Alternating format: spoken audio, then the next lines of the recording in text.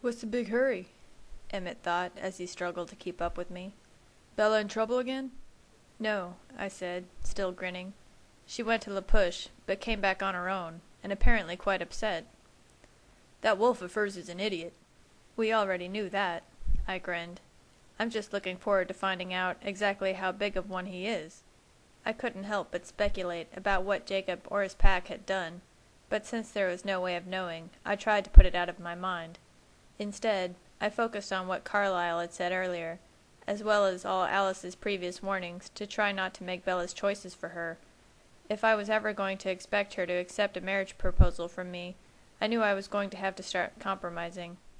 It was still too difficult to think about willingly changing her, but there was one compromise I was starting to feel a bit more capable of making. Though I didn't have the details yet, clearly Bella was more than able to take herself away from a situation she didn't feel comfortable with. I could never trust the wolves, but perhaps it was time I tried having a little more faith in Bella. Maybe it was because a part of me wanted to believe she had no intention of going back to La Push. Or it might have been a simple desire to end the fight we had been having so many times. But for whatever reason, I was finding myself more and more okay with the idea of not interfering with her visits. Anxious to discuss it with Bella, I kept my quick pace and beat everyone home. I heard Alice's melancholy thoughts coming from the garage as I neared the house, and decided to check in with her first. I didn't want her to think I was upset with her for having let Bella get away. It wasn't her fault, and though it was hard to believe, some good may have come from the incident. "I'm not going to take your car away," I said as I entered the garage. She smiled wildly at me as my gaze drifted towards the motorcycle that sat in the corner. Her face went stoic as my eyes widened. "Would you rather he'd brought her home on his bike?" she argued. I sighed. Of course not. Anyway, it doesn't matter, right? She's home safe. "Exactly." Did she ever tell you what upset her?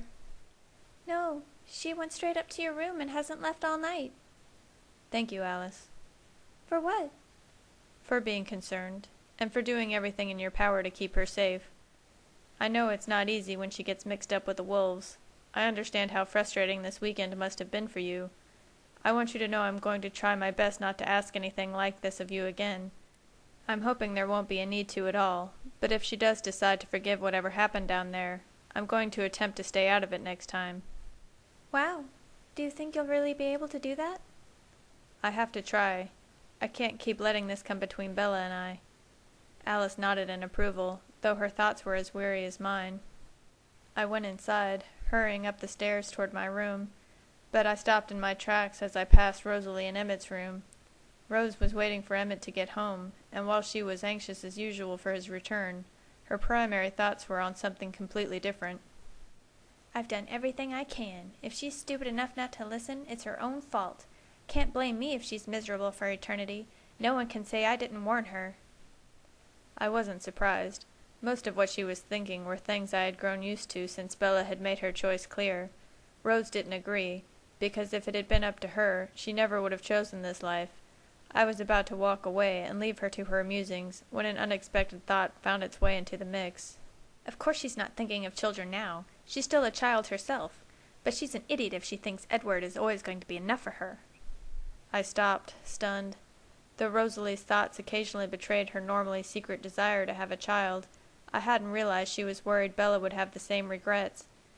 It made sense, and of course I had that fear myself. It was just one more thing I'd be denying Bella by agreeing to take her life, but it was still strange to hear that particular concern come from Rose. I felt somehow more voyeuristic than normal, listening to such private thoughts, so I quickly made my way up to my room and searched the bed for Bella's sleeping form, only to find it empty. I was surprised to hear her heart and breath coming from the couch I had pushed aside. She was buried beneath the comforter I had picked out, curled up in what I could only assume was an act of defiance of my gift. I scooped her up gently in my arms and carried her over to the bed. She could be mad at me if she wanted, but there was no sense in making herself uncomfortable, simply to prove a point. I wrapped her up in the blankets and laid down beside her, happy when she unconsciously curled her body close to mine. She sighed in her sleep, her mouth twitching into almost a smile as she rested her cheek against my chest.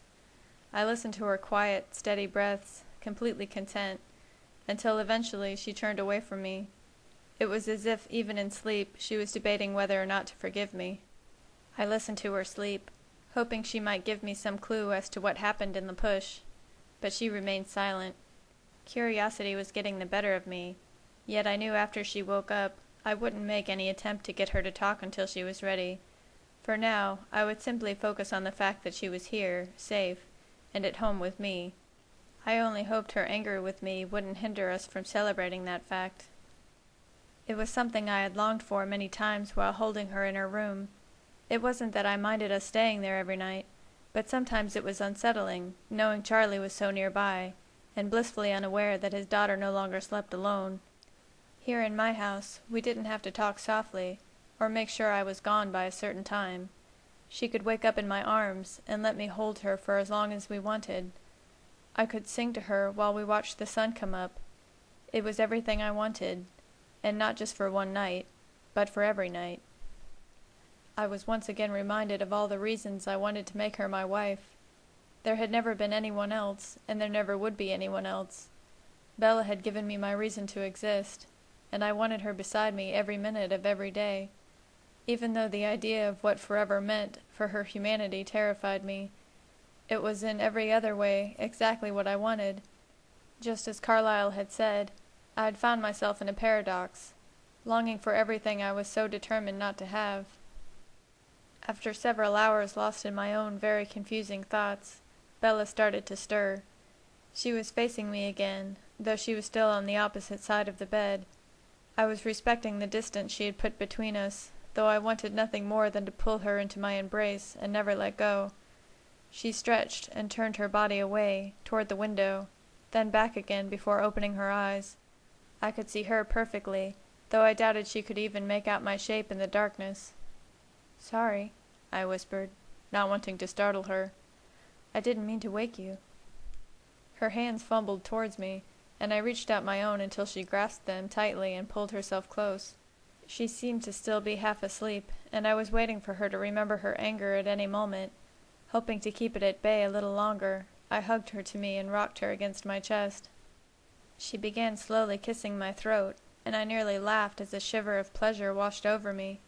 I had been expecting her fury, and instead I was greeted with her soft, warm breath and loving kisses. Certainly I deserved none of this. She continued kissing my face until her lips met my own, and it was like coming home. Nothing on earth compared to that feeling. It almost made going away worth it if I was welcomed back like this. I reveled in the way she sighed and leaned into me, like she couldn't get close enough. It was the way I felt every time we were together. When I finally made myself pull away, I laughed softly. I was braced for the wrath that was going to put Grizzlies to shame, and this is what I get? I should infuriate you more often. "Give me a minute to work up to it," she said, barely parting her lips from mine. "I'll wait as long as you want," I said, just as unwilling as she was to allow any space between us. I held her close, loving the way her body fit perfectly against mine, and yet it still felt like we weren't close enough. My fingers reached up and tangled in her hair, and I felt myself struggle not to hold her too tightly. Then I realized I wasn't the only one getting caught up in the moment. "Maybe in the morning?" she nearly gasped. "Whatever you prefer." "Welcome home. I'm glad you came back," she said, as I trailed kisses down her cheek and along her jaw. Her words only served to remind me where we were. We were home, both of us, together. I loved the way it sounded. "That's a very good thing," I murmured, wondering if she knew what she was doing to me. I had never fully realized exactly how much it meant to me to have her home with me. When I was at her house, I was a guest. When she was here, it was like she was where she belonged. Bella had made no secret how comfortable she felt in my house, and my family had already welcomed her in completely. All I wanted was to make it official, make her mine, my family, for all time.